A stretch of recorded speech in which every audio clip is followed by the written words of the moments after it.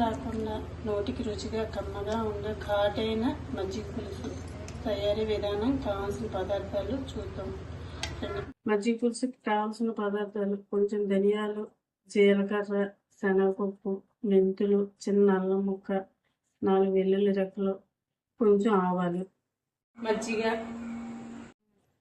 బెండకాయ, ఉల్లిపాయ, ములక్కాడ, టమాటా, ఆనపకాయ, పచ్చిమిరపకాయ, కొబ్బరి, కొత్తిమీర.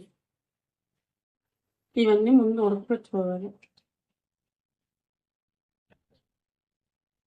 నేను 2 మనుషులకైనా చేస్తున్నాను. మన ఇంట్లో ఉన్న వాళ్ళని బట్టి మనం చూసుకొని వేసుకోవచ్చు. ఇవన్నీ ఈ పదార్థాలన్నీ 1 గంట ముందు నానబెట్టాను. ఇందులోనే చిన్న అల్లం ముక్క, పచ్చిమిరపకాయ, కొబ్బరి, వెల్లుల్లిపాయలు ఇవన్నీ ఇందులో వేసేసి మిక్సీ చేసుకోవాలి.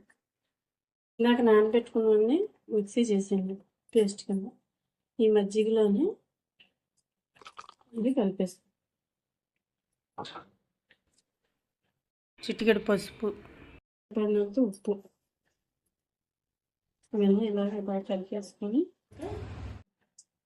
ఉడుకున్న ముక్కల్లో వేసి కలిపేస్తాం. మజ్జిగ పులుసు చాలామందికి తెలుసు, కాకపోతే మా ఇంట్లో చేసుకునే విధానం చూపిద్దాం ఈరోజని ఈ వీడియో చేస్తాం. ఇలా మరుగుతున్నప్పుడు మంట సిమ్లో పెట్టుకుని, కారం తక్కువ తినేవాళ్ళు తక్కువ వేసుకోవచ్చు, ఎక్కువ తినేవాళ్ళు కావాలంటే ఇంకో 4 పచ్చిమిరపకాయలు ఎక్కువ వేసుకొని మనం మిక్సీ చేసుకున్నప్పుడు ఆ మిరపకాయలు కూడా వేసుకొని మిక్సీ చేసేసుకోవచ్చు. ఇప్పుడు పైన కొత్తిమీర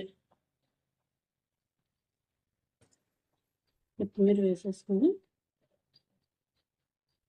ఇప్పుడు పోపు వేసుకోవాలి. దీనికి కొంచెం నూనె వేసుకొని ఇందులో కొంచెం జీలకర్ర, కొంచెం మెంతులు,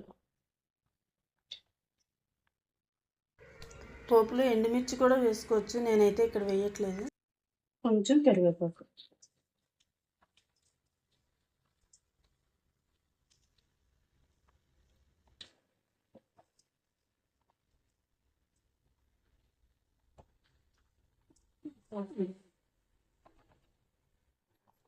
పోపు వేసాక ఒక 10 నిమిషాలు అలా మరిగించుకొని దింపేసుకొని అన్నంలో కలుపుకుంటే రుచికరమైన మజ్జిగ పులుసు రెడీ.